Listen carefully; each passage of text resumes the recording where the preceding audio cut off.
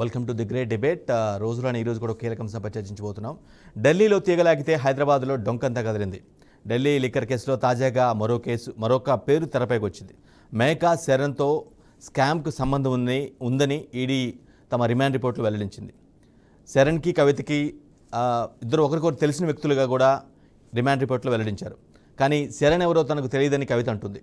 ఇంతకీ ఎవరి మేకా శరణ్? కవిత బంధువులలో జోరుగా ఈడీ సోదాలు కొనసాగుతున్నాయి. స్కామ్లో కవిత బంధువులు నిజంగానే ఉన్నారా? ఇదిలా ఉంటే మరోవైపు కవితకి 3 రోజుల కస్టడీని కూడా కోర్టు పొడిగించింది. ఇది నిజంగా కక్ష సాధింప, వాస్తవాల వెలికితీత? రైట్, ఇదే ఇవాళ ది గ్రేట్ డిబేట్ అంశం. డిబేట్లో పాల్గొనేందుకు మనతో పాటుగా ప్రముఖ విశ్లేషకులు కోటేశ్వరరావు గారు, అదేవిధంగా కాంగ్రెస్ నుంచి జావేద్ జాయిన్ అవుతారు, బీజేపీ నుంచి కేశవరావు జాయిన్ అవుతారు. రైట్, డిబేట్కి వెళ్ళే ముందు ఈరోజు కిషన్ రెడ్డి కొన్ని వ్యాఖ్యలు చేయడం జరిగింది. ప్రధానంగా కేసును ఉద్దేశించి, కేసీఆర్ను ఉద్దేశించి, పర్టికులర్గా ఢిల్లీ లిక్కర్ కేసును ఉద్దేశించి కొన్ని ప్రెస్ మీట్ పెట్టి కొన్ని కీలక వ్యాఖ్యలు చేయడం జరిగింది. ఆయన ఏమన్నారు, ఎటువంటి వ్యాఖ్యలు చేస్తారనేది ఒకసారి విని డిబేట్ స్టార్ట్ చేద్దాం.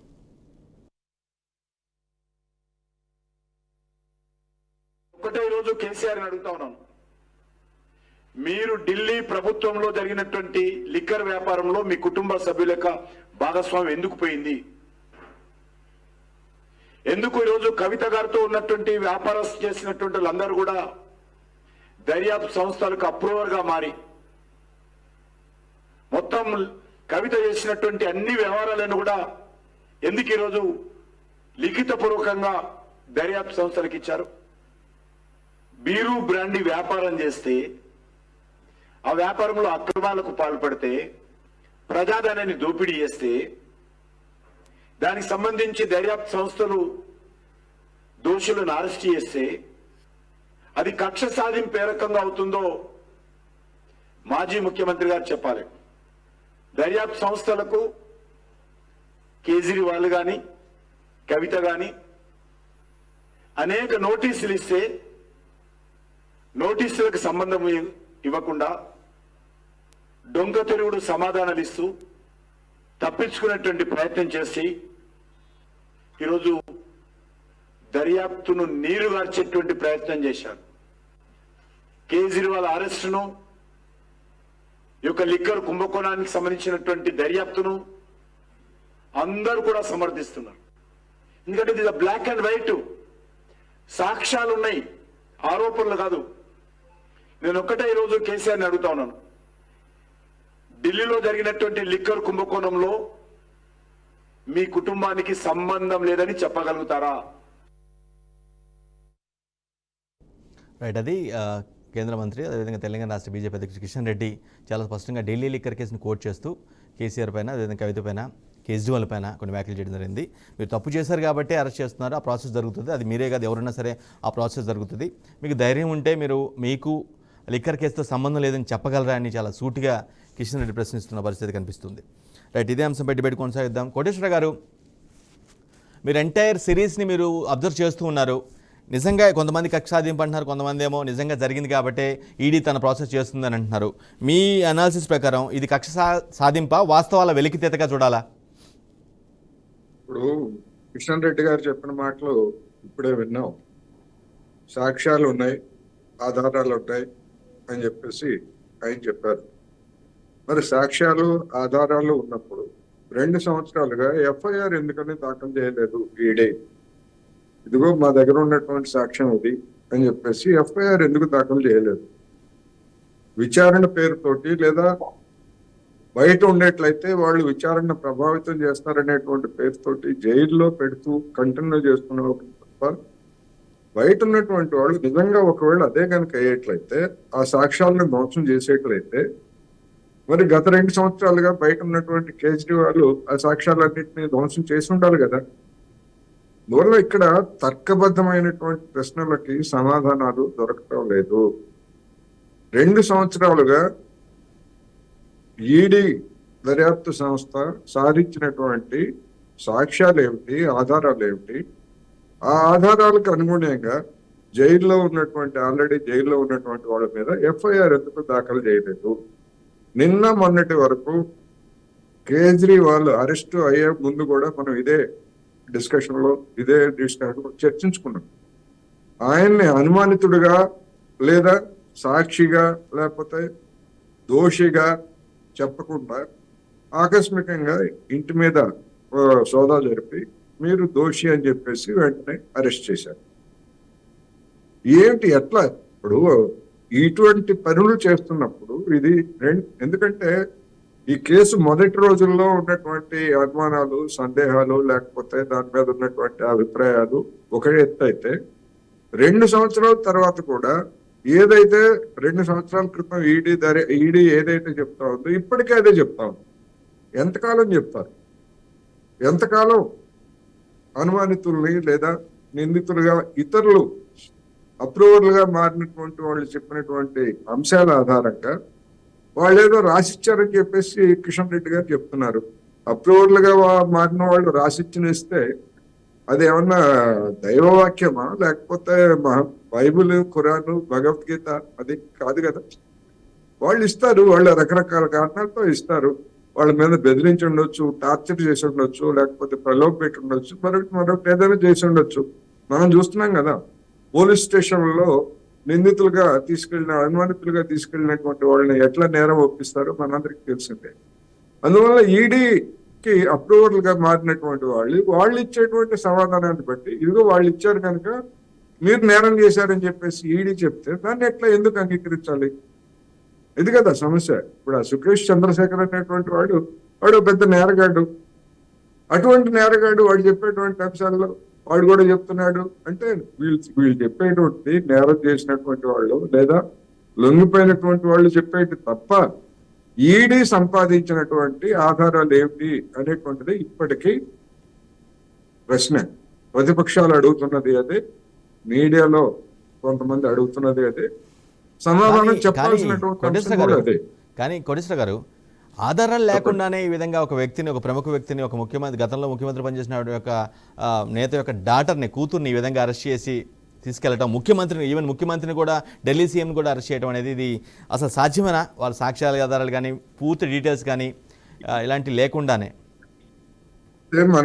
మనం ఢిల్లీని అదేవిధంగా భారతదేశాన్ని దాటి కొంచెం వెలుపులు కనుక మనం చూసేట్లయితే ప్రపంచంలో ఇలాంటి ఉదంతాలు ఇప్పుడు బ్రెజిల్ అధ్యక్షుడిగా ఉన్నటువంటి లూలా డిసిల్వా ఆయన మీద కూడా ఇలాంటి తప్పుడు కేసులు మోపి ఆయన్ని జైలు పాలు చేశారు. జైలు శిక్ష విధించడమే కాకుండా ఒక టర్మ్ లో ఎన్నికలలో పోటీలు నిలబడకుండా అనర్హుడిగా కూడా ప్రకటించాడు. కానీ ఆ తర్వాత అదే న్యాయ వ్యవస్థలో ఆయన నిర్దోషిగా బయటకు వచ్చారు.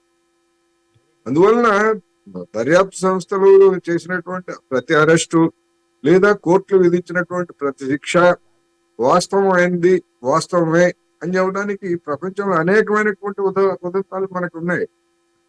నేను ఇంతకుముందు కూడా చెప్పాను. మనకి సాయిబాబా అనే అతన్ని ఢిల్లీ ప్రొఫెసర్ని 10 ఏళ్ల పాటు జైల్లో పెట్టారు అనుమానాలతోటి. బెయిల్ ఇవ్వలేదు. ఆయన కుర్చీలోంచి కదలలేడు మనిషి. ఆయన పనులు ఆయన చేసుకోలేడు. అటువంటి వ్యక్తిని 10 ఏళ్ల పాటు జైల్లో పెట్టినటువంటి దర్యాప్తు సంస్థలు లేదా ప్రభుత్వం ఏమి సాధించారు? చివరికి కోర్టులు జోక్యం చేసుకొని విడుదల చేయాల్సి వచ్చింది కదా. అదేవిధంగా కోడికత్తి శ్రీను కేసు అంటే ఇలాంటి కొన్ని క్లియరింగ్ గా మనకు కనిపిస్తున్నప్పుడు అంటే న్యాయ వ్యవస్థలు కానీ దర్యాప్తు సంస్థలు కానీ ఎంత డొల్లగా ఉన్నాయో చూసినప్పుడు కుట్ర కోణము లేదా వేధింపుల కోణం అనే దానికి లేదు అని చెప్పడానికి ఉన్నటువంటి ప్రాతిపదిక ఏమిటనేటువంటి ప్రశ్న. అనేక కేసుల్లో ఈ విధంగా నేరం మోపి సంవత్సరాల తరబడి జైల్లో వచ్చి తర్వాత నిర్దోషులుగా వదిలేస్తున్నారు. అందుకని ఇది కూడా అంతే. ఇక్కడ దీన్ని కూడా ఎందుకని అలా అనాల్సి వస్తా ఉంది అంటే 100 కోట్లు అని చెప్పేసి ఒక అంకె చెప్పారు. ఓకే, 100 కోట్లు. ఆ 100 కోట్లు ఏమైంది, ఎక్కడికి వెళ్ళినాయి, ఎవరెవరికి ఇచ్చారు అనేటువంటిది మీరు ఇంతవరకు నిర్ధారించలేదు కదా. మీరు చెప్పండి ఎవరికి ఇచ్చారు, ఎక్కడిచ్చారు అని చెప్పేసి నిందితులుగా లేదా సాక్షులుగా ఉన్నటువంటి వాళ్ళ మీద ఒత్తిడి వేస్తున్నారు తప్ప వీళ్ళు కనుగొన్నది ఏంటి? ఈడీ దర్యాప్తు సంస్థ కనుగొన్నది ఏంటి? ఎలక్ట్రల్ బాండ్స్ కు సంబంధించి నిర్దిష్టమైనటువంటి ఆధారాలు దొరికాయి. అదేవిధంగా బ్యాంక్ అకౌంట్లకు సంబంధించి కానీ లేదా ఇంకోటి కానీ అట్లాంటిది ఏమీ లేకుండా మీరు హవాలా రూపంలో ఇచ్చారు, ఇది మా అనుమానం అంటే ఎట్లా? ఇప్పుడు అద్వానీ మీద కూడా హవాలా రూపంలో ఆయన అక్రమాలకు పాల్పడ్డారని చెప్పేసి ఆ, ఉప ప్రధానిగా పనిచేసినటువంటి అద్వానీ మీద కూడా వచ్చాయి. కానీ ఏమైంది తర్వాత? అలాంటిది ఏమి లేదని చెప్పేసి కొట్టేశారు కదా. అదేవిధంగా హవాలా అనే దానికి ఆధారాలు సేకరించాలి. 2 ఏళ్ళ నుంచి ఆధారాలు సేకరించలేనటువంటి వాళ్ళు ఇంకా ఎంతకాలం చేస్తారు? కోటేశ్వర గారు మీరు చెప్పిన ప్రాసెస్ మొత్తం కూడా వింటే ఎవరికైనా సరే ఒక డౌట్ వస్తుంది, అసలు స్కామ్ జరగలేదేమో అని అనుమానం కలుగుతుంది. ఎందుకంటే ఆ తీరి ఆ విధంగా ఉంది. స్కామ్ అంటే ఏమిటి? ఇక్కడ స్కామ్ ఏమిటి? ప్రభుత్వ ఆదాయానికి ఏమన్నా గండి పడిందా? ప్రభుత్వ ఆదాయానికి ఎలాంటి గండి పడలేదు. ఉమ్, వీళ్ళు చెప్పేదాని ప్రకారం లిక్కరు ఎవరైతే సరఫరా చేసేటువంటి డిస్టిలరీస్ కంపెనీస్ ఏవైతే ఉంటాయో ఉమ్, వాళ్ళకి మార్జిన్ శాతాన్ని పెంచారు. ఆ మార్జిన్ శాతాన్ని పెంచడానికి గాను అవసరమైన పద్ధతుల్లో విధానాన్ని రూపొందించారు. ఆ విధానాన్ని రూపొందించినందుకు గాను ఆ లిక్కర్ లాబీ ఎవరైతే సరఫరాదారులుగా ఉన్నారో లేదా ఎవరైతే ఢిల్లీలో షాపుల్ని వేలంపాట ద్వారా లేదా ఇతర పద్ధతుల ద్వారా స్వాధీనం చేసుకున్నారో వాళ్ళకి లబ్ధి కలిగించారు. అందుకని వాళ్ళు 100 కోట్లు ఇచ్చారు అనేది కదా ఎలిగేషన్. ఉమ్. ఆ విధానము రద్దయిపోయింది. ఆ విధానము ఇప్పుడు అమల్లో లేదు. అందువల్ల ఖజానాకు వచ్చినటువంటి నష్టం గురించి కాదు, ఆ పాలసీ రూపొందించినందుకు గాను 100 కోట్లు ఇచ్చారు అనేటువంటిది కదా ఆరోపణ. ఆ 100 కోట్లు ఎక్కడ ఎవరు తేల్చాలి? దర్యాప్తు సంస్థలే తేల్చాలి. ఇంతవరకు తేల్చలేదు. ఎప్పుడు తేలుస్తారో తెలియదు. పోనీ మీరు బెయిల్ ఇవ్వండి, బెయిల్ ఇచ్చి కేసు నడపండి. ఎవరుతున్నారు మిమ్మల్ని? అలా కాదట, బెయిల్ ఇవ్వరట, కేసు దాఖలు చేయరట. వీళ్ళే నిరూపించుకోవాలి. ఏం నిరూపించుకుంటారు? అది కదా నువ్వు అరెస్ట్ చేసినటువంటివే నువ్వు నిరూపించాల్సినటువంటి బాధ్యత నీ మీద ఉంది. నువ్వు చేయకుండా ఎంతకాలం సాగిస్తారు? ఇది కదా సమస్య. రైట్. ఇదే అంశంపై డిబేట్ కొనసాగిద్దాం. బీజేపీ నుంచి కేశవరావు గారు కూడా సిద్ధంగా ఉన్నారు. ఆయన రియాక్షన్ తెలుసుకునే ముందు ది గ్రేట్ డిబేట్లో షార్ట్ బ్రేక్ తీసుకుందాం. ఢిల్లీ లిక్కర్ కేసులో జరుగుతున్న తాజా పరిణామాలపై మనం డిబేట్ కొనసాగిస్తున్నాం. రైట్, డిబేట్లో బీజేపీ నుంచి కేశవరావు గారు సిద్ధంగా ఉన్నారు. కేశవరావు గారు, ఇది చూసిన ఎవరైనా సరే మొత్తం ఈ సిరీసు ఎక్కువ మంది వాస్తవాలు స్కామ్ జరిగింది, ఆ వాస్తవాలు వెలికితెత్త కంటే కూడా కక్ష సాధింపు అనేది చాలా బలంగా ప్రతిపక్షాల నుంచి వినిపిస్తున్న మాట. ఈ వర్షన్ మీరు ఏ విధంగా క్లారిటీ ఇస్తారు? ఈ వర్షన్కి కేశవరావు గారు. బీజేపీ నుంచి రాలేదు, నేను doctor Keshavulu Telangana intellectual association నుంచి వచ్చాను. బీజేపీ వాడిని ఏ సంబంధం లేదు. రైట్. ముఖ్యంగా చట్టం ముందు అందరూ సమానులే సార్. ఇక్కడ ఈ అరెస్టులను కానీ వీటి గురించి ఎవరికి ఏ రకమైన ఆక్షేపణలు లేవు. కాకపోతే టైమింగ్ ఆఫ్ ద ఇన్సిడెంట్ గురించే చాలా మందికి అనుమానాలు ఉన్నాయి.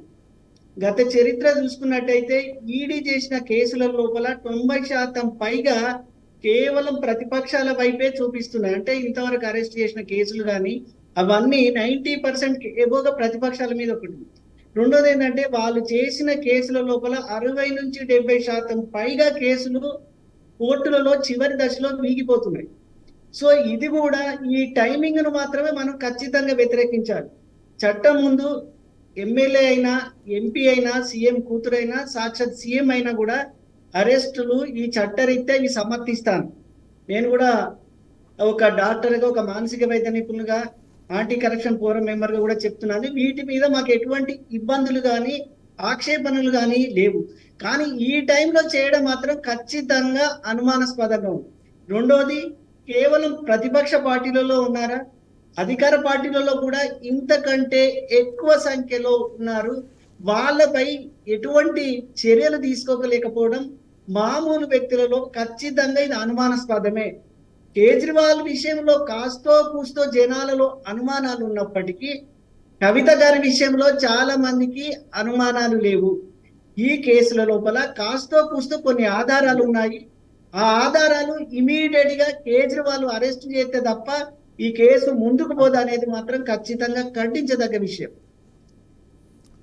అంటే మీ వ్యూ ప్రకారం ఖచ్చితంగా జరిగిందని అనుకుంటున్నారు? మొత్తం ఈ కుంభకోణం జరిగిందని అనుకుంటున్నారు? ఇందులో బాధ్యులు వీరంతా బాధ్యులుగా ఉన్నారు జరిగిందనేది కోర్టులు నిర్ణయిస్తాయి. అవి కేవలం ఇప్పుడు మనం చెప్తే అవి కాదు కదా సార్. కేవలం వాళ్ళ నిందితులు పూర్తి కాదు కదా, వాళ్ళు కేవలం అనుమానితులే కదా. మనం ఎట్లా చెప్పగలుగుతాం అది కోర్టులో ఉన్నప్పుడు?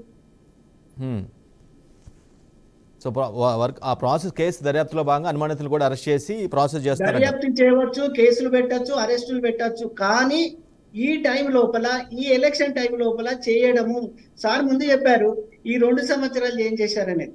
కేజ్రీవాల్ విషయంలో కాస్తో కూస్తో కొద్ది ఇబ్బంది అనిపించినా కవిత విషయంలో ఎవరికి ఎలాంటి ఇబ్బంది లేవు. ఇది లేట్ అయింది అంటున్నాం. రైట్. జావేద్, కాంగ్రెస్ నుంచి జావేద్ గారు ఉన్నారు. జావేద్ గారు, ఈ టోటల్ ఎపిసోడ్ని మీరు ఏ విధంగా చూస్తారు? పట్ల ఈరోజు మళ్ళీ కొన్ని పేర్లు, ఒక పేరు మేకా శరణ్ అనే పేరు తెరపైకి వచ్చింది. అది కవిత బంధువు అని కూడా చెప్తున్న మాటలు, కానీ తనకు ఎలాంటి సంబంధం లేదు, ఆయన ఎవరో కూడా తెలియదని కవిత గారు చెప్తున్నారు. రైట్, మీరు ఎలా చూస్తారు ఈ మొత్తం ఎంటైర్ సిరీస్ని, కేసు సంబంధించి? బీఆర్కే న్యూస్ ప్రేక్షకులకు ముందుగా నమస్కారం. నాతో పాటు పాల్గొంటున్నటువంటి డిబేట్లో మిత్రులందరికీ కూడా నమస్కారం. ఏదైతే ఈ కవిత కేసు విషయం ఏదైతే ఉందో, బీజేపీ బీఆర్ఎస్ ఒక కాయనికి బొమ్మ బొత్సు లాంటివి అని చెప్పేసి మొదటి నుంచి కాంగ్రెస్ పార్టీ చెప్తా ఉంది. ఏదైనా ఇక్కడ ఏంటంటే బీఆర్ఎస్ పార్టీ చతికిలబడిపోయింది అనేటటువంటి పరిస్థితికి అర్థమైపోయి వాళ్ళకి నాయకులకు ఇప్పుడు ఈ కొత్త డ్రామాకు తెలదేపి కాంగ్రెస్ పార్టీ గత 2 సంవత్సరాల నుంచి మొత్తుకుంటున్నా కానీ సోనియా గాంధీ గారు లాంటి అతిపెద్ద ఈ దేశానికి యూపీఏ చైర్మన్ గా చేసినటువంటి వ్యక్తిని ఈడీ ముందు హాజరుపరిచి ఆరోగ్యం బాగలేకపోయినప్పటికీ ఖచ్చితంగా హాజరు కావాల్సిందే అని చెప్పేసి చెప్పినటువంటి ఈడీ ఏదైతే ఉందో, అది కేంద్ర ప్రభుత్వ ఆధీనంలో ఉండేటటువంటి సంస్థ. ఆ సంస్థ ఒక కవితని ఈడీ దర్యాప్తుకి తీసుకెళ్ళలేకపోయింది అంటే 1.5 సంవత్సరం నుంచి దీన్ని తాత్సారం చేస్తూ ఉన్నారంటే దీన్ని బట్టి అర్థమవుతా ఉంది.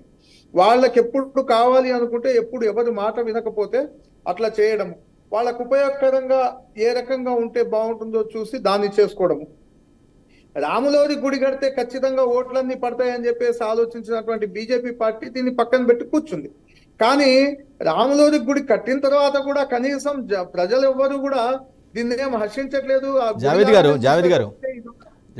గారు, ఈ 2 పార్టీలు కల్పిస్తున్న డ్రామా, చేస్తున్న డ్రామాగా మీరు అభివర్ణిస్తూ ఉన్నారు. కానీ మీరే పదే ఏం చెప్తూ ఉంటారు? కేంద్రంలో ఉన్నటువంటి మోదీ సర్కారు ఈ దర్యాప్తు సంస్థల మొత్తాన్ని కూడా ఆయన చేతిలో ఉన్న కీలుబొమ్మలు అని అంటాయి అని మీరే బలంగా చెప్తూ ఉంటారు. మరి ఈ రెండిట్లో ఇదేంటి నమ్మాలి? మీరు 2 విధాలుగా మాట్లాడుతున్నారు. మీరు డ్రామా అని చెప్తున్నారు, అట్ ది సేమ్ టైం ఆ దర్యాప్తు సంస్థలను తప్పుపడుతున్నారు.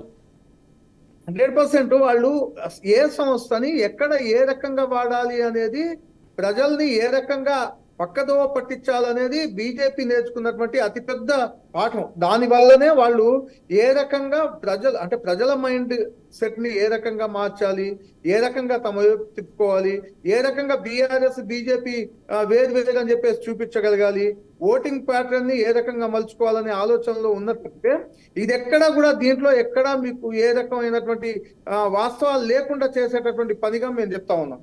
ఇండియా కూటమిలో ఉన్నటువంటి పార్టీలకు సంబంధించినటువంటి నాయకులైనా ఎంపీలైనా వాళ్ళ మీద కేసులు వెంటనే ఈడీ అయినా, తర్వాత ఇన్కమ్ ట్యాక్స్ అయినా, లేకపోతే సిబిఐ అయినా దర్యాప్తులు ఉంటాయి. వాళ్ళకు కావాల్సినటువంటి వాళ్లకు అంటే ఎవరైతే ఇక్కడ బీఆర్ఎస్ పార్టీకి సంబంధించినటువంటి కవిత అనేటటువంటి ఎమ్మెల్సీగా ఉన్నటువంటి ఆమె ఇక్కడ ఢిల్లీలో ఉన్నటువంటి సర్కార్ని కూడా మార్చగలిగింది అంటే మీరు అర్థం చేసుకోవచ్చు ఇక్కడ ఉన్నటువంటి బీఆర్ఎస్ పార్టీ ఏ రకమైనటువంటి దేశ స్థాయిలో ఏ రకంగా పెరుగుదాం అనుకుంది, టీఆర్ఎస్ పార్టీని బీఆర్ఎస్ గా మార్చుకొని ఏ రకంగా పోదాం అనుకుంటుంది. మొన్న కేసీఆర్ మాటల్లోనే మీకు అర్థమై ఉంటది. ఇక్కడ మీరు మమ్మల్ని ఇక్కడే కూర్చోబెట్టారు, ఇక్కడ మాకు ప్రభుత్వం తెప్పించినట్లయితే దేశంలో మోడీని వణికిచ్చేవాడిని అని చెప్పేసి అన్నాడు. అంటే దీన్ని బట్టి అర్థమవుతా ఉంది వీళ్లకు ఏ రకంగా అంటే కాంగ్రెస్ ముక్త్ భారత్ అనే నినాదానికి వీళ్ళు ఏ రకంగా సపోర్ట్ చేయాలి. కాంగ్రెస్ పార్టీని పూర్తిగా ఈ దేశ ప్రజాస్వామ్యాన్ని రక్షించేటటువంటి పార్టీ డాక్టర్ బిఆర్ అంబేద్కర్ గారి రాజ్యాంగం ఏదైతే ఉందో ఆ రాజ్యాంగాన్ని 70 సంవత్సరాల పాటు తీసుకొచ్చినటువంటి ఈ పార్టీ మళ్ళీ రాబోయే తరాలకు కూడా ఈ రాజ్యాంగాన్ని అందించాలనుకునేటటువంటి పార్టీ లేకుండా చేస్తేనే ఈ దేశంలో వాళ్ళు అనుకున్నది సాధించవచ్చు అనేటటువంటి ఆలోచనతో చేసే కార్యక్రమాలే తప్పితే ఇవేవి కూడా మేము ఖచ్చితంగా నమ్మే పరిస్థితి లేదు. ఈడీనైనా సిబిఐనైనా ఇన్కమ్ ట్యాక్స్ అయినా ఏ రకంగా ఎప్పుడు ఎట్లా వాడాలి అనేది చూపిస్తా ఉన్నారు. అంటే లోక్సభ ఎన్నికల్లో జావేద్ గారు, లోక్సభ ఎన్నికల్లో మీ పార్టీని దెబ్బతీయడం కోసం ఇలా చేస్తారంటారా? 100% ఖచ్చితంగా చెప్తా ఉన్నాం. ప్రజల మైండ్ సెట్ ని మార్చి కాంగ్రెస్ పార్టీకి ఓట్లు పడకుండా అక్కడ ఉన్నది బీఆర్ఎస్ బీజేపీ అని చెప్పేసి చూపించడానికి, బీఆర్ఎస్ కి కవితను అరెస్ట్ చేయడం వల్ల సింపతి పొందేందుకు కావాల్సినటువంటి అంటే ఆ ఓట్లు కాంగ్రెస్ కి పడకుండా చేయడానికి చేసేటటువంటి ప్రయత్నంలో భాగమే ఇది. కానీ ప్రజలందరూ గమనించారు, మీరు రాములోదు గుడి కట్టినా, కవితమ్మను, కేసీఆర్ ని, కేటీఆర్ ని, హరీష్ రావుని అరెస్ట్ చేస్తాం, ప్రజలు డిసైడ్ అయిపోయి ఉన్నారు. క్లియర్ కట్ సమాధానం అసెంబ్లీ ఎన్నికల్లో, సార్వత్రిక ఎన్నికల్లో చెప్పారు. ఇప్పుడు ఖచ్చితంగా మా సీఎం రేవంత్ రెడ్డి గారు, డిప్యూటీ సీఎం మల్లుభట్టి విక్రమార్క గారు చెప్పినట్టుగా 14 సీట్లు ఖచ్చితంగా గెలుస్తామని చెప్పేసి చెప్తా ఉన్నాం. ఇక్కడ గెలవడమే కాదు, ఏదైతే భారత్ జోడో న్యాయయాత్ర పేరిట 5 గ్యారంటీలు దేశవ్యాప్తంగా రాహుల్ గాంధీ గారు ఏదైతే ఇచ్చారో ఖచ్చితంగా అవి ప్రజల్లోకి వెళ్తా ఉన్నాయి. యువత జావేద్ పట్ల, గారు, మహిళల జావేద్ పట్ల, గారు, రైతుల ఒక్క పట్ల, విషయం జావేద్ గారు, శ్రామికుల పట్ల సమానంగా ఈ దేశ సంపద అంతా సమానంగా అన్ని కమ్యూనిటీస్ కి పంచబడాలా అని చెప్పేసి చేసేటటువంటి ప్రయత్నంలో భాగంగా ప్రజలందరూ ఆ వైపు ఆలోచించకుండా బీజేపీ పార్టీ మధ్యలో తీసుకొచ్చి ఇలాంటి ఈడీల్ని, సిబిఐల్ని, ఇన్కమ్ ట్యాక్స్ డిపార్ట్మెంట్ జావేద్ గారు, ఒక్క విషయం సూటిగా చెప్పండి, స్కామ్ జరిగింది కాబట్టి అరెస్ట్ చేశారనుకుంటున్నారా, లేదంటే కేవలం లోక్సభ ఎన్నికలు సమీపిస్తున్న వేళ మీ పార్టీని టార్గెట్ చేయడం కోసం ఈ విధంగా ఒక డ్రామా ఆడుతున్నారంటారా? సూటిగా సమాధానం చెప్పండి. ఖచ్చితంగా స్కామ్ జరిగింది సంవత్సరం నుంచి అంటా ఉన్నారు. అయితే ఈ స్కామ్ జరగటమే కాకుండా వీళ్ళు ఇంకా కొంతమందిని ప్రొవోక్ చేసి వాళ్ళను కూడా స్కామ్ లో ఎదికిచ్చేటటువంటి ప్రయత్నం కూడా జరిగింది. ఖచ్చితంగా ఇది ఎప్పుడో తీసుకోండి, అంటే అసెంబ్లీ కంటే ముందు తీసుకోవచ్చు నిర్ణయాన్ని, అది అసెంబ్లీ కంటే ముందు ఈ నిర్ణయం తీసుకొని ఉంటే కాంగ్రెస్ కి 80 నుంచి 90 సీట్లు వచ్చేవి. అట్లా కాకుండా ఇప్పుడు బీజేపీ సెంట్రల్ కేంద్ర ప్రభు అంటే సార్వత్రిక ఎన్నికలు వచ్చిన తర్వాత ఈ చేయడానికి గల కారణం ఏంటి అంటే కాంగ్రెస్ పార్టీకి 14 సీట్లు 15 సీట్లు రావడం ఖాయం అనేది తేటతెల్లం అయిపోయినప్పుడు ఒక సింపతి క్రియేట్ చేసి బీఆర్ఎస్ పార్టీకి సంబంధించినటువంటి ఓటింగ్ వాళ్ళ వైపు తిప్పుకోవటమా, లేకుంటే బీఆర్ఎస్ కి పట్టమా, కాంగ్రెస్ కి నష్టం జరగాలనేటటువంటి ఆలోచనతో చేసేటటువంటి ప్రయత్నంలో భాగమే తప్పితే ఇదేది వాళ్ళు ఖచ్చితంగా మళ్ళీ ఎన్నికలు అయిపోయి కాంగ్రెస్ పార్టీ ప్రభుత్వంలోకి వస్తేనే మళ్ళీ కవిత కేసు అనేది ముందుకెళ్తుంది తప్పితే ఒకవేళ కర్మగాలి బీజేపీ ప్రభుత్వం వచ్చింది అంటే మళ్ళీ ఈ కేసుని వాళ్ళు అట్లే వేస్తారు. ఖచ్చితంగా వాళ్ళ పార్టీలో చేరినటువంటి వాళ్ళ మీద ఎక్కడా కేసులు. మీరు దేశవ్యాప్తంగా ఈ సంఘటన చూడొచ్చు. ఆంధ్రాలో ఉన్నటువంటి మంత్రులు, అక్కడ పార్లమెంట్ సభ్యులు కూడా పార్టీలు మారిన సందర్భాలు మనం చూసాం. వాళ్ళ ముందు అంతకుముందు ఈడీ దర్యాప్తులు ఉన్నాయి, మొత్తం ఆగిపోయిన దాఖలాలు చూసాం. ఈ రకంగా ఎవరిని లోబర్చుకోవడానికి చేస్తా ఉన్నారు, ఎవరి మైండ్ సెట్ మార్చడానికి చేస్తా ఉన్నారు, ఏ పార్టీకి నష్టం చేయడానికి చేస్తా ఉన్నారు అనేది ప్రజలందరూ గమనిస్తా ఉన్నారు. ఖచ్చితంగా కవిత అని ఆమె తప్పు చేసిన మాట వాస్తవం. ఇన్ని రోజుల తర్వాత ఇప్పుడు ఎందుకు చేస్తా ఉన్నది అంటే సింపతి క్రియేట్ చేయడానికి ఒకటి, అవసరం అయితే ఆ ఓటింగ్ ని తన వైపు మలుచుకునేటటువంటి ప్రయత్నంలో భాగంగానే ఇలాంటి కార్యక్రమాలు చేస్తా ఉన్నారు. నార్త్ ఇండియాలో ఎక్కడ ఓట్లు పడేటటువంటి పరిస్థితి లేదు, అది అర్థమైపోయింది. రాజస్థాన్ అయినా, యూపీ అయినా, అక్కడ ఉన్నటువంటి లోకల్ పార్టీలైనా, ఈ ఇండియా కూటమిలో భాగస్వామ్యంగా ఉన్నటువంటి పార్టీలన్నిటి మీద కూడా నమ్మకం కలిగి అక్కడ ఉన్నటువంటి ప్రజలు ఖచ్చితంగా కూటమి మీరు చెప్పినట్టుగా ఆలోచనలో ఉంటే సౌత్ ఇండియా నుంచి కనీసం సీట్లు తీసుకుందామనేటటువంటి ఆలోచనతో సౌత్ ఇండియాలో ఎక్కడా వాళ్ళకి సీట్లు వచ్చిన దాఖలాలు లేవు. పోయినసారి చూస్తున్నట్లయితే మీకు 28 సీట్లు మాత్రమే సౌత్ ఇండియా నుంచి ఉన్నాయి, దాంట్లో 4 తెలంగాణ నుంచి ఉన్నాయి. అవి కూడా అనుకోని పరిస్థితుల్లో ఆ రోజు బీఆర్ఎస్ పార్టీ సపోర్ట్ వల్ల గెలిచినటువంటి సీట్లే ఆ 4 సీట్లు కూడా. అంటే ఇప్పుడు సౌత్ ఇండియాలో కనీసం 30 పైన తెచ్చుకోకపోతే వాళ్ళు అనుకున్నటువంటి 370 వచ్చే అవకాశం లేదు అనేది తేటతెల్లం అయిపోయి అర్థమైపోయి వాళ్ళకి ఏం చేయాలో అర్థం కాని పక్షంలో సౌత్ ఇండియాలో కూడా వాళ్ళు చేద్దామని చెప్పి ఇక్కడ సీట్లు పొందుదామని చెప్పేసి ఆలోచనతో వస్తా ఉన్నారు. అది సాధ్యమయ్యే పని కాదు. ఖచ్చితంగా కాంగ్రెస్ పార్టీ పట్ల ప్రజలందరూ నమ్మకంతో ఉన్నారు. 6 గ్యారంటీలు ఏదైతే చెప్పిందో ఇక్కడ కాంగ్రెస్ పార్టీ తెలంగాణలో నెరవేర్చింది. అదే రకంగా బెంగళూరులో, కర్ణాటకలో ఇచ్చినటువంటి 5 గ్యారంటీలు జావేద్ గారు మీరు చెప్తున్న దాని ప్రకారం ఇంత పెద్ద పొలిటికల్ అండర్స్టాండింగ్ ఉందని మీరు బలంగా పదే చెప్తున్నారు. కానీ అది జనం విశ్వసిస్తేనేమో మీకు బెనిఫిట్ అవుద్ది, లేదంటే అవ్వదు. అవునా? జనం విశ్వసిస్తున్నారు కాబట్టే ఇవాళ వాళ్ళు ఎన్ని రకాల ప్రయోగాలు చేస్తా ఉన్నారు అని చెప్పేసి చెప్తా ఉన్నాం. ముందు రాములోని గుడి కట్టాము అని చెప్పేసి తలంబరాలు ఇంటింటికి పంపించినా కానీ ఆ ప్రయోగం ఎక్కడ సక్సెస్ కాలేదనే కదా ఇప్పుడు కవితను అరెస్ట్ చేసింది. లేకుంటే ఆ ప్రయోగం సక్సెస్ అయితే ఆ హిందుత్వవాదం మీదే, హిందూ దేశాన్ని దీన్ని మార్చాలి, హిందువులు అందరు కలిసి ఓట్లేయాలనే ఆలోచనతో, అంటే ఒక్కొక్క ఎలక్షన్ లో వాళ్ళు ఒక్కొక్క రకమైనటువంటి ఇప్పుడు మీకు కార్యక్రమాలు చేస్తా ఉంటారు. దాంట్లో భాగంగా ఈసారి ఇది వాడదామని చూశారు కానీ అది ఎక్కడ, ఇది భారతదేశంలో ఉన్నటువంటి ప్రజలందరూ కూడా విజ్ఞానవంతులు, ఆలోచన పరులు.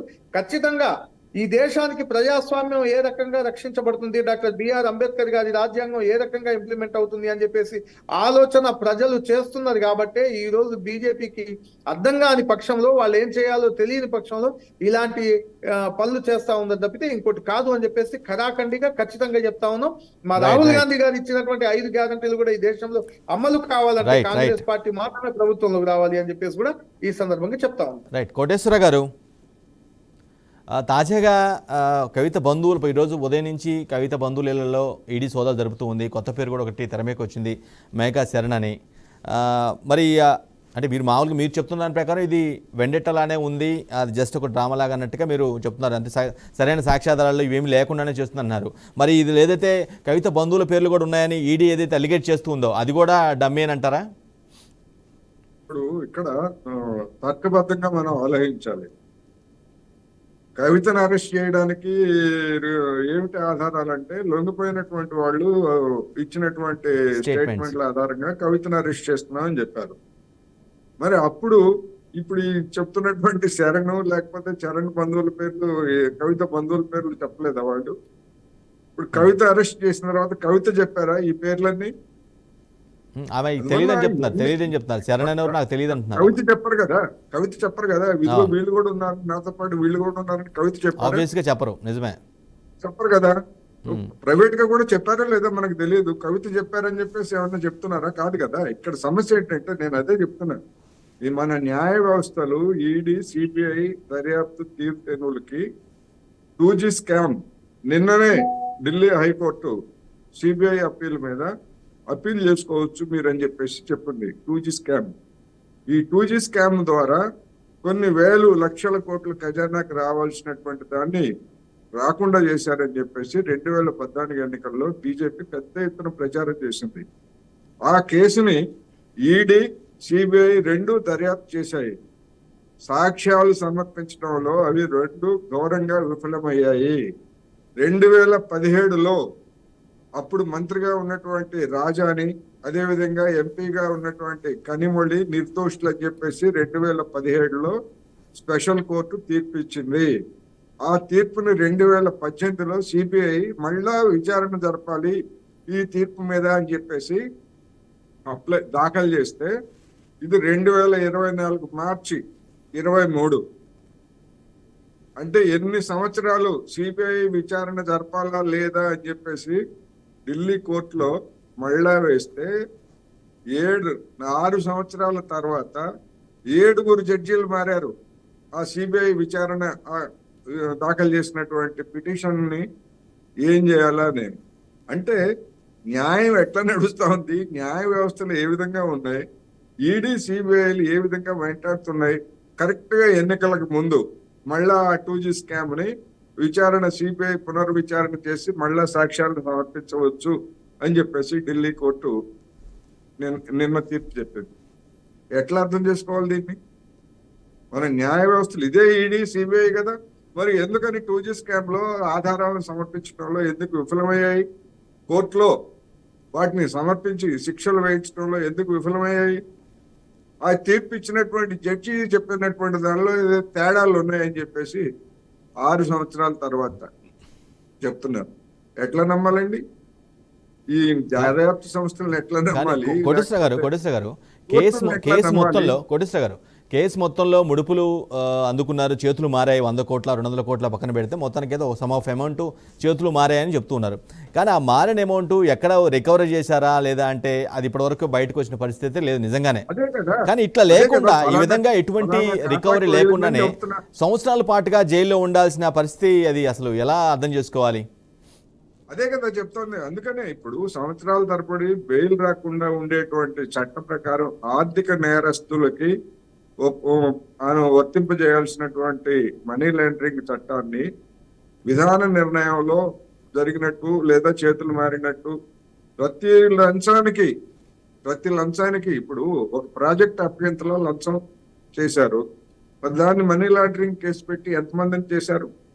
ఇప్పుడు మేడిగడ్డ ఉన్నది, మేడిగడ్డ మీద అనేక అనుమానాలు వస్తున్నాయి.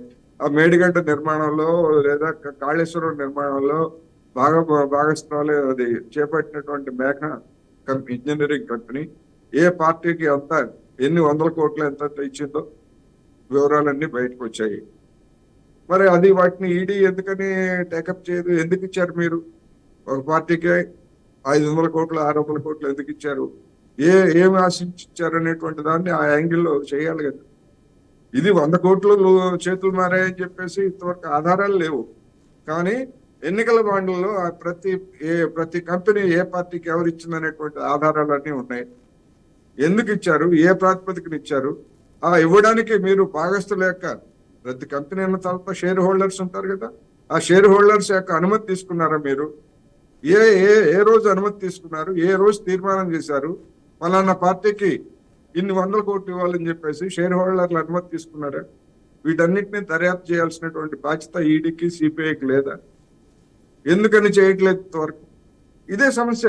అందుకనే ఇప్పుడు ఇటువంటి అనేకమైనటువంటి వందల వేల కోట్లు మొత్తం దూలాలు పోతా ఉంటే గుండు సూదుల గురించి ఇంత హడావుడి చేస్తున్నారు. అందుకని దీని వెనకాల ఉన్నటువంటి కక్ష సాధింపు. ఇప్పుడు 2G స్కామ్ కేసు కూడా ఇప్పుడు మళ్ళీ ఇప్పుడు సిబిఐకి కోర్టు అనుమతి ఇచ్చిందంటే 7 సంవత్సరాల పాటు 6 సంవత్సరాల పాటు ఒక సిబిఐ పిటిషన్ ని విచారించాలా లేదా అని 7 జడ్జిలు మారారట. ఏమనుకోవాలి దీన్ని? గవర్నమెంట్ ఇన్ఫ్లుయెన్స్ చేస్తుంది అనుకోవాలా? దర్యాప్తు సంస్థలు కరెక్ట్ గా ఎన్నికలకు ముందు తమిళనాడులో ఉన్నటువంటి ఆ నాయకులు మళ్ళా విచారణ జరుపుతారట. అంటే ఏంటి? మళ్ళా తీసుకెళ్లి వాళ్ళ విచారణ పేరుతోటి జైల్లో పడేస్తారు. అంతే కదా ఈడీ ఇవి చేశారు. ఎట్లా అర్థం చేసుకోవాలి? అందుకనే ఈ విధమైనటువంటి అనుమానాస్పద వ్యవహార శైలి న్యాయ వ్యవస్థలతో ముడిపడి ఉన్నది, దర్యాప్తు సంస్థలతో ముడిపడి ఉన్నది. దర్యాప్తు సంస్థల మీద యాజమానులుగా లేదా దాన్ని నిర్వహించేటువంటి కేంద్ర ప్రభుత్వం మీద కూడా అనుమానాలు రాకుండా ఎట్లా ఉంటాయి? రైట్. అందుకని ఇవన్నీ కూడా ఈ విధమైనటువంటి ఆచరణ లేకపోతే కార్యాచరణ అనేక అనుమానాలకు దారితీస్తుంది. అందుకనే దీని వెనకాల కుట్ర కోణం ఉంది అనేటువంటిది. ఒకవేళ మీకు నిజంగా అనుకోండి, కేసులు నడపండి, సంవత్సరాల తరబడి నడపండి. ఇప్పుడు సివిల్ కేసులే కదా. ఇప్పుడు డబ్బు అనేటువంటిది అవినీతి అంటున్నారు. అవినీతి అయినా ఇంకోటి అయినా బయట మీరు వాళ్ళకి బెయిల్ ఇచ్చి వాళ్ళ పాటను వాళ్ళు పని చేసుకొని మీ దర్యాప్తు మీరు చేయండి. 2G స్కామ్ లో కూడా అదే విధంగా బెయిల్ ఇచ్చారు కదా రాజాకి, కనిమూళ్ళకి కొంతకాలం జైల్లో ఉన్నా. ఏం చేశారు తర్వాత? కేసు కూడా అంతే మీరు చేయండి. ఇప్పుడు ఎవ్వరు కేసులు పెట్టొద్దనట్లేదు, అరెస్టులు చేయొద్దనట్లేదు, లేకపోతే దర్యాప్తు చేయొద్దని ఎవరు అంటలేదు. కానీ ఈ తీర్థనులు అనుమానాలు కలిగిస్తున్నాయి. రైట్. కేశవరావు గారు, దర్యాప్తు మీరు ప్రధానంగా చెప్తుందంటే దర్యాప్తు జరుగుతున్న సమయం కరెక్ట్ కాదు అని అంటున్నారు. అంటే ఇది ఒక పొలిటికల్ గెయిన్ కోసం ఒక పార్టీయో లేదంటే కేంద్రంలో ఉన్న పార్టీ నడిపిస్తున్న వ్యవహారంగా చూడాలా కేశవరావు గారు? ఖచ్చితంగా సార్. అది కాంగ్రెస్ అయినా బీజేపీ అయినా ఈ సంస్థలను తమ అవసరాలకు వాడుకుంటున్నది నిజము. కాకపోతే గతంలో కాంగ్రెస్ ఇంత పెద్ద ఎత్తున ఈ సంస్థను దుర్వినియోగం చేయలేకపోవచ్చు. బీజేపీ వచ్చిన తర్వాత వీటి యొక్క దుర్వినియోగం రేట్ అనేది చాలా ఎక్కువైంది. అంటే సార్ మిగతా వాళ్ళు చెప్తున్నట్టు వీళ్ళు ఎవ్వరు శుద్ధపూసలు కారు. కనిమొలి నుంచి నేటి కవిత వరకు అందరికీ వాళ్ళ ఆస్తులు ఏంది, వాళ్ళకి ఎలా పెరిగాయనేది మనందరికీ తెలిసిందే. కాకపోతే కాంగ్రెస్ ప్రభుత్వం అయినా ఇప్పటి బీజేపీ ప్రభుత్వం అయినా వాళ్ళ అవసరాలకు వీళ్ళ నేరాలను వాడుకుంటున్నది. అటు మన ఆంధ్రప్రదేశ్ చూసుకోండి, అన్ని లక్షల కోట్లు జరిగిందన్నారు. అతని దగ్గర ఉన్న రోజులు వాళ్ళకి ఏమి ఇబ్బంది ఉండదు. రేపు వ్యతిరేకంగా పోయినప్పుడు ఖచ్చితంగా ఈ ఆయుధంగా వాడుకొని వాళ్ళు వాడుకుంటున్నారు. ఇది పొలిటికల్ పార్టీల యొక్క నైజము. అది కాంగ్రెస్ పార్టీ అయినా, అది బీజేపీ పార్టీ అయినా, రేపు ఇంకొక కొత్త పార్టీ అయినా అవసరాలకు వాడుకోవడానికి ఈడీ సంస్థలు, సిబిఐలు కానీ ఇన్కమ్ ట్యాక్స్ డిపార్ట్మెంట్లు వాడుకుంటున్నారు. అయితే ఇప్పుడున్న రాజకీయ నాయకుల లోపల 99% పైగా అవినీతిపై మాత్రమే వాళ్ళు ఎదుగుతున్నారు. ఏమి పాలమ్ముకొని పూలమ్ముకొని లక్షల కోట్లు సాధ్యమవుతుందా? అసాధ్యము. మరి వాళ్ళని ఎందుకేం చేయకపోతున్నారంటే వాళ్ళ ద్వారా ముడుపులు తీసుకోవడమో, లేక వాళ్ళపై కేసులు విధించడమో, కేసులు పెట్టడమో, వాళ్ళకు అనుగుణంగా మారినప్పుడు వాటిని కొద్దిగా డిస్టెన్స్ అంటే దూరం చేసుకోవడము, ప్రొలాంగ్ చేయడము, అవసరాలకు వాడుకుంటున్నారు. ఇది సార్ ముందు వీళ్ళు మిగతా వాళ్ళు చెప్తున్నట్టు ఎవ్వరు హరిశ్చంద్రులు కాదు. రాజకీయ నాయకుల లోపల ఇన్ని కోట్ల ఆస్తులు ఎక్కడ వచ్చినాయి? ఇల్లు కిరాయికి తీసుకోవడానికి డబ్బులు లేని వాళ్ళకు 20 లక్షలతో వాచ్ ఎలా పెట్టుకోగలుగుతున్నారనేది మనం ఖచ్చితంగా ఆలోచించాలి. కేశవరావు గారు కేజ్రీవాల్ కూడా తను ముఖ్యమంత్రిగా కేశవరావు గారు. ఉన్నప్పుడు ఈడీ సమన్లు పంపించినప్పుడు ఖచ్చితంగా 9 సార్లు వ్యతిరేకించడం తప్పు. అంబేద్కర్ రాసిన రాజ్యాంగం ప్రకారము తప్పు ఉన్నా లేకపోయినా ఆ సంస్థల ముందుకు వెళ్ళకపోవడం అతను చేసిన తప్పు. ఇటువంటివి ఇప్పుడు రాజకీయ ఇప్పుడు మనకి ఈసీ కోడ్, ఎలక్షన్ కోడ్ వచ్చింది కాబట్టి మాట్లాడుతున్నాం తప్ప వీళ్ళపై చర్య తీసుకోవడాన్ని, ఇటువంటి వాటిని మెజార్టీ రైట్, ప్రజలు రైట్. సంతోషంగా కేశవరావు గారు, ఉన్నారు. కేశవరావు గారు. కొత్త ప్రతిపక్షాలు మాత్రం వ్యతిరేకిస్తున్నాయి సార్. ప్రతిపక్షాలు కేశవరావు గారు, వ్యతిరేకిస్తున్నాయి. వీళ్ళు ఎవరు తప్పు సార్? కేశవరావు గారు, నా పాయింట్ ఏంటంటే, సరే మీరు చెప్తున్న ప్రాసెస్ ప్రకారం ఏదైతే దోషుల్ని స్కాములు జరిగితే వారిని శిక్షించి మనీ రికవర్ చేయాల్సిన సంస్థలు ఏవైతే ఉన్నాయి, కేంద్ర దర్యాప్తు సంస్థలు, ఈడీ కావచ్చు, సిబిఐ కావచ్చు, ఐటీ కావచ్చు, ఇంకోటి ఏదైనా సంస్థ కావచ్చు, అవే ఈ విధంగా ఒకరి చేతిలో, ఒక ప్రభుత్వం చేతిలో కీలుబొమ్మలా మారితే ప్రజాస్వామ్యం మనుగడ సాధ్యమైన అసలు ఈ దేశంలో, విశాల భారతంలో? ఇప్పుడున్న ప్రధానమైన సమస్య మీరు చెప్పింది 100% మంచికొచ్చాను సార్. ఇప్పుడు మన సమస్యలన్నీ, మన చర్చ జరగవలసింది వాటి యొక్క విశ్వసనీయతపై జరగాలి. ఈ వ్యక్తులపై జరగవలసిన అవసరం లేదు. వీళ్ళు నేరాలు చేశారు, చందాలు తీసుకున్నారు. పార్టీలు, సాక్షాత్ గడ్కరీ గారే చెప్పారు కదా, పార్టీలు చందాలు లేకుండా రాజకీయ మనగడ సాధిస్తాయా? సాక్షాత్ ముఖ్యమంత్రులే చెప్పారు కదా, మేము రాజకీయ పార్టీలం కదా, మేము సత్య హరిచంద్రులం కాదు కదా, మేము సాధు మఠాలలో ఉండే వాళ్ళం కాదు కదా, డబ్బులు ఎలా వస్తాయి, ఖర్చులు ఎలా పెట్టాలి, ప్రజలు కూడా అడుగుతున్నారు కదా, ధర్నాలు చేస్తున్నారు కదా, ఈ డబ్బు ఏదో ఒక రూపంగా వస్తుంది కదా, ఈ బాండ్ల రూపంలో వచ్చిన డబ్బు అన్ని పార్టీలు తీసుకున్నాయి కదా. సో ఇవన్నీ నేరాలు చేస్తున్నాయి. కాకపోతే అవసరానికి ఈ సంస్థలను వాడుకోవడమే కామన్ మ్యాన్ కు ఇబ్బంది అవుతుంది. ప్రజాస్వామ్యానికి చాలా పెద్ద తప్పు. ఇప్పుడు మాట్లాడుతున్న ప్రతి పార్టీకి ఇందులో భాగస్వామ్యం ఉంది. గతంలో చేసిన తప్పులకు కాంగ్రెస్ కూడా చేసింది కాబట్టి వీళ్ళు ఇంకొంచెం హుషారుగా ఎక్కువ చేస్తున్నారు అనే విషయంలో తప్ప వేరే రకంగా సాధారణ ప్రజల లోపల వ్యతిరేకత లేదు. కాకపోతే లేట్ అయింది. ఇటువంటి వాళ్ళపై ఈ సంస్థలు నిజాయితీగా కష్టపడాలి, నిజాయితీగా చర్యలు తీసుకోవాలి, తొందరగా తీసుకోవాలి. ఒకవేళ వాళ్ళకు ఎలక్షన్లు అవసరం పడితే ఒక రకంగా, అవసరం లేకపోతే ఒక రకంగా ఉండడమే, వాటి విశ్వసనీయంగా ఉండడమే. పార్టీల అవకాశవాద రాజకీయాలు కూడా 100 కోట్లు ఉంటాయి తప్ప ఇప్పుడు ఎంపీ టికెట్ ఎవరికి ఇవ్వట్లేదు. 100 కోట్ల ఎక్కంచెలకు ఈ రకమైన తప్పులు చేస్తున్నారు. కాబట్టి వీళ్ళు ఎవరు సత్యహరిచంద్రులు కాదు. సంస్థల యొక్క, మీరు చెప్పినట్టు సంస్థల యొక్క విశ్వసనీయత లేకపోవడమే ఇప్పుడున్న అతిపెద్ద సమస్య. ఇదే మన భారతదేశ ప్రజాస్వామ్యానికి డేంజర్ అని కూడా చెప్తుంది. Right, right. జావేద్ గారు, మీరు బీజేపీయేతర పార్టీ ఏదైనా సరే, అది మీది కావచ్చు, మీరుగా మీ పార్టీ కావచ్చు, లేదంటే ఇతర రాష్ట్రాల్లో ఉన్నటువంటి ప్రాంతీయ పార్టీలు కావచ్చు, ఏదైనా సరే పదే పదే చెప్తుంది గత 10 ఏళ్ళుగా కేంద్ర ప్రభుత్వం, అంటే మోదీ అండర్లో ఉన్నటువంటి కేంద్ర ప్రభుత్వం ఈ సంస్థల మొత్తాన్ని కూడా విచ్చలవిడిగా వాడేస్తుంది, నిర్వీర్యం చేస్తుందని అంటారు. కానీ వాటిని నిరూపించడంలో మీరు ఫెయిల్ అవుతున్నట్టున్నారు. మీ పార్టీ కావచ్చు, ఇతర పార్టీలు కావచ్చు, జస్ట్ అలిగేషన్స్తోనే ఉండిపోతున్నారు. అవునా? ఒకటేంటంటే ముప్పెట దాడి అని చెప్పేసి అన్నట్లుగా ఇప్పుడున్నటువంటి పరిస్థితుల్లో ఏదైతే ఎలక్ట్రల్ బాండ్ల గురించి బయట పెట్టండి అని చెప్పేసి సుప్రీంకోర్టు చెప్తే, మార్చి 6వ తారీఖు చివరి డేట్ అని చెప్పేసి ఇస్తే, మార్చి 6వ తారీఖు బయట పెట్టకుండా ఎస్బీఐ ఎవరి చేతిలో ఉండి ఆ పని చేసినట్లు, కాంగ్రెస్ పార్టీకి సంబంధించినటువంటి అకౌంట్లన్నీ స్తంభింపజేసి దాంట్లోంచి ₹1 తీసుకునేటటువంటి అవకాశం లేకుండా సీజ్ చేయటం అనేది దేనికి ఉదాహరణ? ఇప్పుడు సార్ కేశవరావు గారు చెప్తా ఉన్నారు అన్ని పార్టీలు ఒకటే అని. అన్ని పార్టీలు ఒకదానికి ఒక గుంజ కట్టడం అనేది కరెక్ట్ కాదని చెప్తున్నా. ఎందుకంటే ఈ దేశానికి స్వాతంత్రం తీసుకొచ్చిన పార్టీ, ఈ దేశంలో ఉన్నటువంటి ఎస్సీ, ఎస్టీ, బీసీ మైనార్టీలు అందరూ కలిసికట్టుగా ఉండాలని చెప్పేసి ఆలోచన చేసినటువంటి పార్టీ. ఒకళ్ళు ఇద్దరు ఎవరో తప్పులు చేశారని చెప్పేసి అది పార్టీ కట్టగట్టడం అనేది కరెక్ట్ కాదు. పార్టీ ఐడియాలజీ, సిద్ధాంతపరమైనటువంటి పార్టీ, ఒక సిద్ధాంతము, ఒక ఐడియాలజీ ఉన్నటువంటి party Congress party. Congress party ఎప్పుడు ప్రజాపక్షాన ఆలోచన చేస్తా ఉంది తప్పితే ఇలాంటి సంస్థల్ని మీకు కార్పొరేట్ శక్తుల మీద ఉపయోగించడం వేరు. రాజ్యాంగపరమైనటువంటి, రాజ్యాంగంలో చూపించిన విధంగా రాజకీయ నాయకుల మీద చూపించేసి, రాజకీయ నాయకులు ఈ ఎలక్షన్లు వచ్చినప్పుడు మాత్రమే గుర్తొచ్చేసి వీటిని వాడటం కాదు. ఇవాళ చూసినట్లయితే మీరు సిబిఐ, ఇన్కమ్ ట్యాక్స్, తర్వాత ఈడీనే కాదు, ఇవాళ ఎలక్షన్ కమిషన్ ఆఫ్ ఇండియా కూడా పరిస్థితి మీరు చూశారు. మొన్న రాజీనామా చేయాల్సిన అవసరం ఏమొచ్చింది, మళ్ళీ కొత్త వాళ్ళని అపాయింట్ చేయాల్సిన అవసరం ఏమొచ్చింది. ఇవాళ జ్యుడిషియల్ వ్యవస్థ చూసుకున్నా కూడా అర్థమవుతా ఉంది.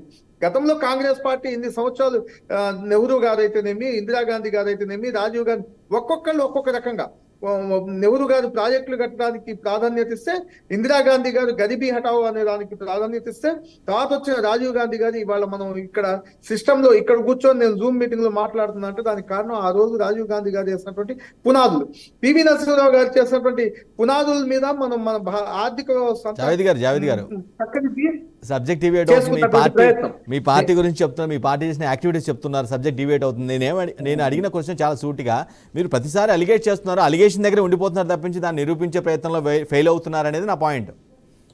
జావేద్ గారు, అదే నిరూపించడానికి కావాల్సినటువంటి పరిస్థితి లేకుండా చేస్తున్నటువంటి ఈ ప్రభుత్వం ఏదైతే ఉందో, ఇప్పుడు బీజేపీ పార్టీ ఏదైతే ఉందో, అది మాకు మాట్లాడేటటువంటి అవకాశం కానీ, స్వేచ్ఛగా మేము పని చేసేటటువంటి అవకాశం కానీ మాకు ఎక్కడ కల్పించట్లేదు అని చెప్పేసి చెప్తా ఉన్నాం. ఒక రాజకీయ పార్టీగా ఇప్పుడు ప్రజల్లోకి వెళ్ళి ఓట్లు అడగాల్సినటువంటి పరిస్థితి ఉన్నటువంటి పార్టీ నాయకుల మీద ఒత్తిడి తీసుకురావడము, ఈ ఏదైతే మీకు అకౌంట్లన్నీ సీజ్ చేయడము, ఇలాంటి పరిస్థితిలో పార్టీ ఎట్లా మనగలుగుతుంది అని చెప్పేసి నేను మళ్ళీ అడుగుతా ఉన్నాను. ఇప్పుడు ఇక్కడ కవిత మీద కేసు తీసుకెళ్లి ఇవ్వండి, అది దర్యాప్తు అనేది అది చట్టం తన పని తాను చేసుకుంటూ పోతా ఉంటుంది, అది వేరు. అయితే దీన్ని రాజకీయ ఇప్పుడున్న ఎలక్షన్ కమిషన్ ఆఫ్ ఇండియాని ఆయన రాజీనామా ఎందుకు చేస్తున్నట్లు, జావేద్ గారు ఈడీ ఈరోజు అందించిన రిమాండ్ రిపోర్ట్లో కవిత బంధువుల హస్తం కూడా ఉందని ఒక పాయింట్ మెన్షన్ చేయడం జరిగింది. అట్ ది సేమ్ టైం దానికి తగ్గట్టుగానే ఈరోజు ఉదయం నుంచి కూడా కవిత బంధువులలో ఈడీ అయితే సోదాలు కూడా నిర్వహించింది. సరే, వాళ్ళ అన్న మాటతో మీరు ఏకీభవిస్తున్నారా? నిజంగా ఈ స్కామ్ లో మీరు అనుకుంటారా కవిత బంధువులు ఉన్నారనుకుంటున్నారా? కాదు సార్, ఈడీ దర్యాప్తు చేస్తుంది. ఇప్పటికిప్పుడు నిన్నటికి నిన్న చేసిన దర్యాప్తు కాదు కదా ఇది. 1 సంవత్సరం 2 ఏళ్ల నుంచి జరుగుతున్నటువంటి తంతు కదా. ఇప్పుడు కొత్తగా ఇవి ఎందుకు వచ్చినాయి అంటే, నేను అదే చెప్తా ఉన్నా, ఇక్కడ ప్రజల యొక్క మైండ్ సెట్ ని మార్చి, అంటే అటువైపు తిప్పి తమ వైపు పలుచుకునేటటువంటి ప్రయత్నంలో భాగంగా తప్పు ఉండొచ్చు, లేకుండా అనేది ఈడీ అనే సంస్థ తప్పు లేకుండా రాజకీయ పార్టీలు చేసే పని అదే కదా జావేద్ గారు. రాజకీయ పార్టీలు రాజకీయం చేస్తేనే కదా ఎన్నికలలో వ్యూహాలు ఉండేది. వాళ్ళు చేస్తారు, మీరు వేరే పార్టీ వాళ్ళని ఇప్పుడు ఎలక్షన్ల ముందు రంజిత్ రెడ్డి వాళ్ళని అటు నేరాలలో ఉన్న వాళ్ళని తీసుకొని టికెట్ ఇస్తున్నారు కదా. ఇప్పుడు రాజకీయ పార్టీ అనేది రాజకీయం మాట్లాడితే ఇప్పుడు రాజకీయం వస్తుంది భయ్యా. సబ్జెక్ట్ డిబేట్ అవుతుంది, స్టిక్ టు సబ్జెక్ట్. డిబేట్ కొనసాగిద్దాం. ది గ్రేట్ డిబేట్ లో షార్ట్ బ్రేక్ తీసుకుందాం. బ్రేక్ తర్వాత డిబేట్ కొనసాగుతుంది. ఢిల్లీ లిక్కర్ స్కామ్ కేసులో తాజాగా జరిగిన పరిణామాలపై, ఈరోజు జరిగిన యాక్టివిటీస్పై కూడా మనం డిబేట్ కొనసాగిస్తున్నాం. కోటేశ్వర గారు, ప్రతి ఒక్కరు కూడా ప్రధానంగా చెప్పేది కేంద్రంలో ఏ ప్రభుత్వం ఉన్నా సరే ఈ సంస్థల్ని యూజ్ చేసుకుంటుంది, మిస్యూజ్ చేస్తుంది అనేది ప్రధానంగా చెప్తున్నమాట. అది ఏ ప్రభుత్వం ఉన్నా సరే, పార్టీలు అయితే రీజనల్ పార్టీస్ కావచ్చు, పర్టికులర్గా ఏదైతే బాధితులుగా ఉంటారో వారైతే ప్రధానంగా చెప్తున్న పరిస్థితి. కానీ దీనికి ఒక అథెంటిసిటీ ఉండాలి కదా. అంటే ఇది కరెక్టే, ఇది నిజంగా ఇలా చేస్తున్నారని ఒక నిర్ధారణ చేయటంలో మాత్రం ఫెయిల్ అవుతూనే పరిస్థితి కనిపిస్తుంది, అవునా? ఇప్పుడు ఇదే బీజేపీ గతంలో కాంగ్రెస్ ని సిబిఐ అంటే కాంగ్రెస్ బ్యూరో ఆఫ్ ఇన్వెస్టిగేషన్ అని చెప్పేసి చెప్పింది ఇదే బీజేపీ. ఇప్పుడు సరే అదే పనిచేస్తుంది అనుకోండి. ఇక్కడ వ్యవస్థల మీద విశ్వాసం ఎట్లా పోయింది అనేటువంటిది మనకి ఈ 2 నెలల్లోనే మనకి క్లియరింగ్ గా కనిపించింది. ఫిబ్రవరి 12న ఎలక్ట్రల్ బాండ్ల గురించి సుప్రీంకోర్టు తీర్పిస్తే మార్చి 6వ తేదీ లోపల మీరు మొత్తం వివరాలన్నీ ఇవ్వాలని చెప్పేసి ఎస్బీఐ, దాని ఇప్పుడు షేమ్లెస్ బ్యాంక్ ఆఫ్ ఇండియా అంటున్నారు. Shameless bank of India SBI కాదు.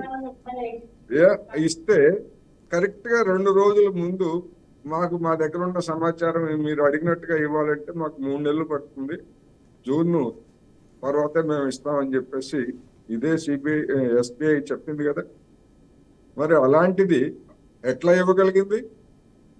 వాళ్ళ దగ్గర సమాచారం ఉన్నది, ఎవరి కోసం దాన్ని బయట పెట్టకూడదని చెప్పేసి ఎస్బీఐ యాజమాన్యం, ప్రభుత్వ రంగ సంస్థ, అది ఎవరి కోసం ఆ విధంగా బుకాయించింది. ఉన్నత న్యాయస్థానాన్ని బుకాయించినటువంటి ఎస్బీఐ ఎట్లా ఇచ్చింది?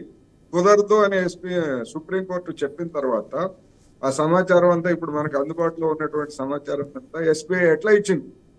అందుకనే ఈడీ కానీ, సిబిఐ కానీ, లేదా ఎన్ఐఏ కానివ్వండి, లేదా ప్రభుత్వ రంగ సంస్థలన్నీ కూడా కేంద్రంలో ఎవరు అధికారంలో ఉంటే వాళ్ళు, బీజేపీ కావచ్చు, కాంగ్రెస్ కావచ్చు, మరొక పార్టీ కావచ్చు, ఇలాంటి చర్యల వల్ల ఎవరు అధికారంలో కోటేశ్వర ఉంటే గారు, వాళ్ళు ఆడిస్తున్నట్టుగా ఆడుతున్నాయనేటువంటిది ఎస్బీఐ విషయంలో రుజువైందా లేదా? ఇలాంటి చర్యల వల్ల కోటేశ్వర గారు,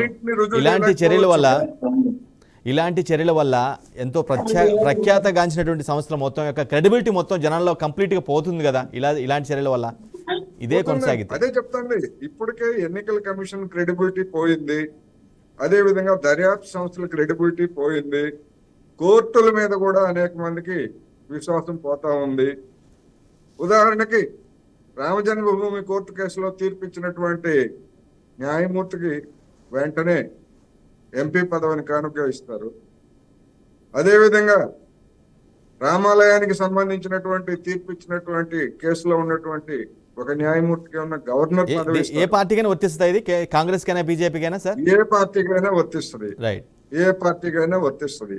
అందుకని అయితే బీజేపీ ఏం చెప్తుంది, మా పార్టీ డిఫరెంట్, దాని ట్యాగ్ లైన్ లో బీజేపీ దట్ ఈస్ డిఫరెంట్ అని చెప్పేసి గొప్పలు చెప్పుకుంటుంది. మాకు వలువలు ఉన్నాయి, మేము మిగతా పార్టీలకు మేము భిన్నం అని చెప్పుకుంటా ఉంది. మేము కూడా అలాంటి వాళ్ళమే అని చెప్పేసి, అది కాంగ్రెస్ కి అది 50 సంవత్సరాలు పడితే దానికి బీజేపీకి 10 సంవత్సరాల్లోనే అలాంటి వలువలు లేనటువంటి పార్టీ. రెండోది ప్రమాదకరమైనటువంటి పార్టీగా కాంగ్రెస్ అవినీతి అక్రమాలకు అంతవరకు పరిమితం అయితే, బీజేపీ అవినీతి అక్రమాలతోటి మతోన్మాదం అనేటువంటి దాన్ని కూడా సమాజంలో తీసుకొచ్చింది. అంటే మొత్తం ప్రజాస్వామిక వ్యవస్థకి లేదా సమాజంలో ఉన్నటువంటి ఐక్యతకి మొత్తం విచ్ఛిన్నం చేసేటువంటి తీసుకొచ్చింది. రైట్. అందుకనే ఇవాళ ఉన్నటువంటి పరిస్థితుల్లో పార్టీలు కానివ్వండి లేదా ప్రజాస్వామ్యాన్ని కోరుకునేటువంటి వాళ్ళు కానీ గతంతో పోలిస్తే ఆందోళన ఎక్కువ ఎందుకు జరుగుతున్నారంటే ఇదే కారణం. గతంలో అత్యవసర పరిస్థితిని విధిస్తే ఆనాడు బీజేపీ నాయకులంతా జనసంఘం రూపంలో ఉన్నారు. జనసంఘం వాళ్ళని కూడా అరెస్ట్ చేశారు అప్పుడు. ఇవాళ ఈ విధమైనటువంటి వ్యవస్థలను ధ్వంసం చేస్తా ఉంటే ఎవరు చేస్తున్నారు? వాళ్లే చేస్తున్నారు ఇప్పుడు. రైట్. కవితకి ఈడీ కస్టడీ 3 రోజులు పొడిగించింది. ఈ 3 రోజుల కస్టడీలో, ఈడీ కస్టడీలో నిజాలు ఏమైనా వెలుగుదిస్తా, లేదంటే ఇది కూడా ఒక డమ్మీ ప్రాసెస్ లాగా చూడాల్సి ఉంటుందా? ఇప్పటి వరకు రానటువంటి నిజాలు ఇంకొక 3 రోజుల్లో వస్తాయని ఎవరైనా అనుకుంటే అది భ్రమ తప్ప మరొకటి కాదు. చంద్రబాబు నాయుడు గారిని కస్టడీలోకి తీసుకున్నారు. ఏమి నిజాలు సాధించారు అక్కడ ఉన్నటువంటి రాష్ట్ర ప్రభుత్వ దర్యాప్తు సంస్థలు? అందుకని నేను అనుకోవడం తర్వాత 3 రోజుల తర్వాత కూడా ఇవి ఇంకా అవసరమైనటువంటి సమాచారాన్ని చెప్పడం లేదు. అందుకని బయట ఉండేట్లయితే సాక్ష్యాలను ధ్వంసం చేస్తారు కనుక తీసుకెళ్లి సిసోడియా లేకపోతే మిగతా వాళ్ళ మాదిరి తీసుకెళ్లి నిరవధికంగా జైల్లో పడేయమని చెప్పేసి ఇదే ఈడీ కోరిన ఆశ్చర్యం లేదు. అదే పని కేజ్రీవాల్ కూడా అడిగిన ఆశ్చర్యం లేదు. ఎందుకంటే వాళ్ళ తీర్థనలు అలా ఉన్నాయి. ఇప్పుడు 7 రోజుల పాటు విచారిస్తే దొరికినటువంటి సమాచారం ఇంకొక 3 రోజుల్లో ఏం సాధిస్తారండి? ఎక్కడి నుంచి తెస్తారు? సమయం మించిపోతుంది. కేశవరావు గారు, ఫైనల్ వర్డ్స్, కంక్లూడింగ్ రిమార్క్స్. రోజు రోజుకి కొత్త అనుమానాలు జనానికి కలిగిస్తున్నాయి, కొత్త సందేహాలను తెస్తున్నాయి అనేది మనకు అర్థమవుతాం. రైట్. కేశవరావు గారు, ఫైనల్ రిమార్క్స్ ఈ సబ్జెక్ట్ మీద మీరు ఫైనల్ గా ఏం చెప్తారు? ఖచ్చితంగా రాజకీయ అవినీతి అనేది పెరిగిపోయింది. రాజకీయ పార్టీలు రాజకీయాలను వాడుకోవడము, రాజకీయ వేలు పన్నడంలో తప్పులేదు. కానీ స్వతంత్రమైన వ్యవస్థలు ఇలా బలి కావడం మాత్రం ప్రజాస్వామ్యానికి, భవిష్యత్తుకు ఏ మాత్రం మంచిది కాదనేది నా ఉద్దేశం సార్. రైట్. జావేద్ గారు, షార్ట్ గా కంక్లూడ్ చేయండి.